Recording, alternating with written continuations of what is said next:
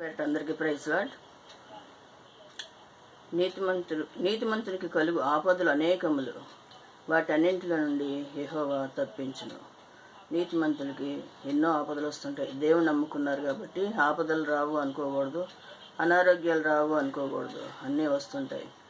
కానీ ఆపదల్లోంచి దేవుడు తప్పిస్తుంటాడు.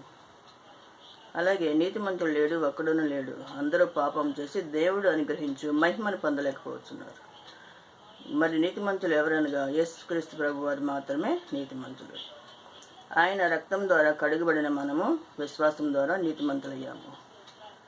ఆయన యందు విశ్వాసం ఉంచుతూ నీతిగా జీవిస్తే ఆయన నిత్యరాజ్యంలో ప్రవేశించడానికి అవకాశం ఉంటుంది. అలాగా నీతిమంతులుగా జీవించాలి. అనారోగ్య పరిస్థితులు వస్తుంటాయి, రాకుండా తప్పవు. అయినా కూడా ఆయనే తప్పిస్తుంటాడు. దేవుని కృప మనందరికీ తోడే.